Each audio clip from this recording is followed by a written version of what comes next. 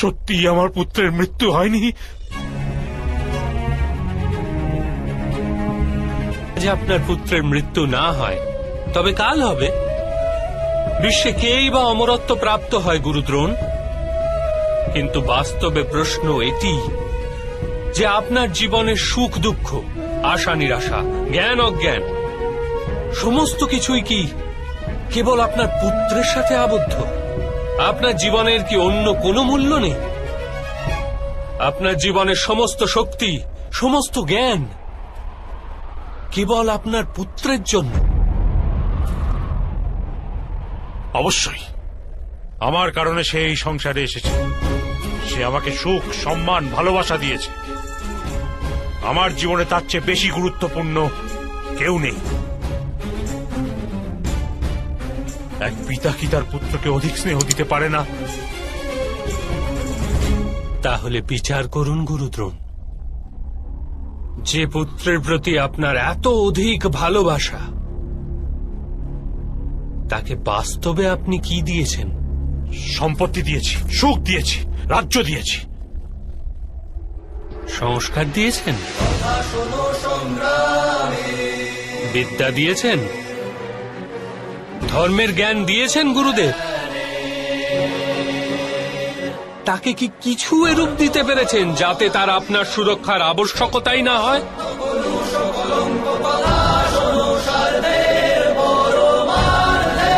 আমি স্বীকার করছি, সবাই অর্জুন তথা অঙ্গরাজ কর্ণের ন্যায় মহান যোদ্ধা হতে পারেন না, কিন্তু আপনি নিজের পুত্রকে উচিত সিদ্ধান্ত নেওয়ার শিক্ষা তো দিতেই পারতেন।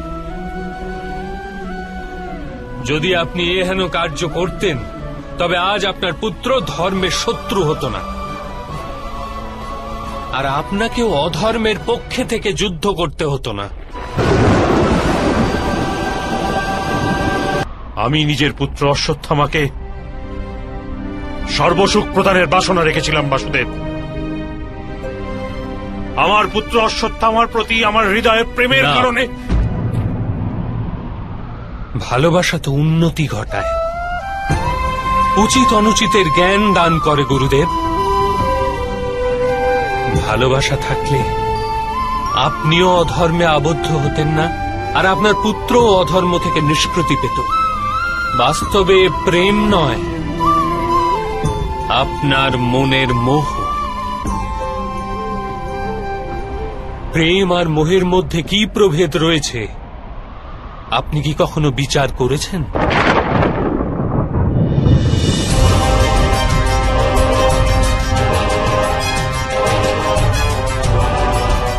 ভালোবাসা থেকেই তো মোহের জন্ম বাসুদেব।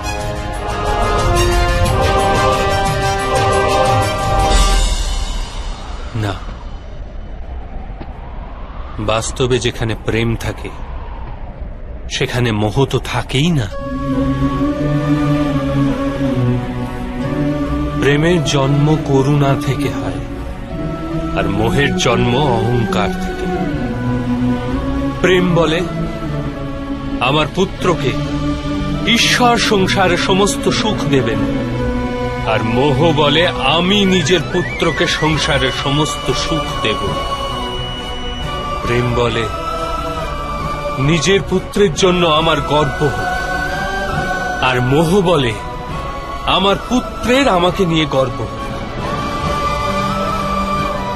প্রেম মুক্তি দেয় গুরুদেব, মোহ আবদ্ধ করে।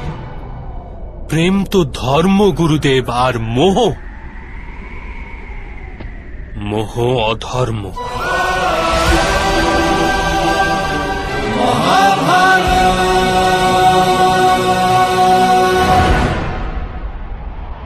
আপনি নিজের পুত্রকে আটার ঘোল পান করতে দেখে নিজের সাধনা ভঙ্গ করেছিলেন।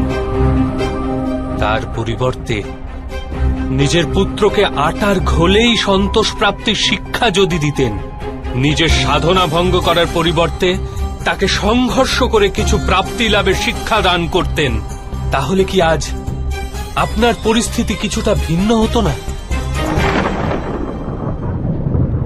নিজের পুত্রের ভবিষ্যৎ উজ্জ্বল করার প্রয়াসে আপনি তার চরিত্রকে উজ্জ্বল করতে ভুলেই গেছেন। আপনার মোহের কারণে ওর জীবনে ধর্ম নষ্ট হয়ে গেছে। লোভ, ভয় আর লালসার প্রশিক্ষণ দিয়েছেন আপনি তাকে। আর স্বয়ং সেই মোহের কারণেই বাস্তবে আপনি গুরু তো কখনো হতেই পারেননি, কেবল এক শিক্ষক হয়ে রয়ে গেছেন।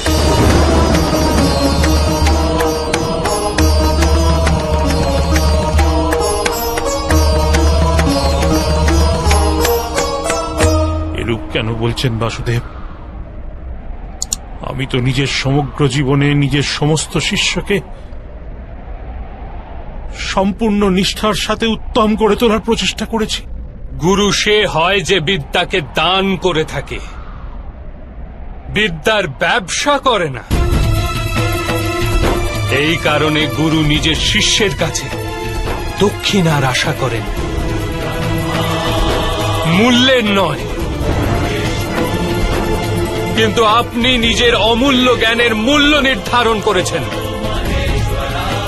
নিজের জ্ঞানের পরিবর্তে নিজের শিষ্যের নিকট প্রতিশোধ চেয়ে আপনি কেবল নিজের জীবনই বিষাক্ত করেননি, বরং নিজের শিষ্যদের জীবনও বিষাক্ত করে দিয়েছেন। আর এই সমস্ত নিজের মোহ ও অহংকারের বশে করেছেন। আপনি গুরু নন দ্রোণাচার্য। যে ব্যক্তির হৃদয়ে অহংকার আর মনে মোহ তথা লালসা থেকে থাকে, তার হস্তে ধর্মের কার্য তো হতেই পারে না। এই কারণে মহর্ষি ভরদ্বাজ পুত্র যেরূপে প্লাবনে নিমজ্জিত ব্যক্তি কোন বৃক্ষকে আঁকড়ে নিজেকে রক্ষা করে, সেরূপ এই অন্তিম সময় ধর্মকে আঁকড়ে ধরুন। আজ সময় আছে উচিত সিদ্ধান্ত গ্রহণের। মোহ পরিত্যাগ করুন। আমি এই মুহূর্তে আপনার প্রাণ নিতে পারি, কিন্তু আমার ইচ্ছা আপনি জীবনে একটি উচিত সিদ্ধান্ত স্বয়ং নিন।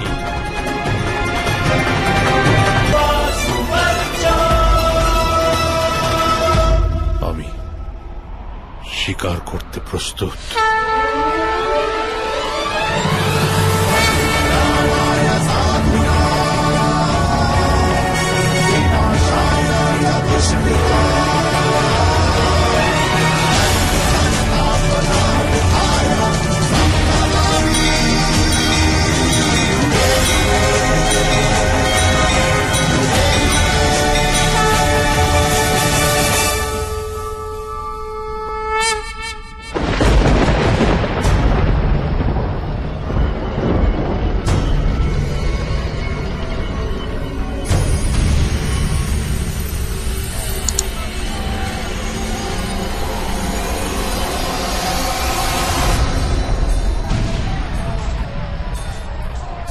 আমার অন্তিম সময় উপস্থিত বাসুদেব।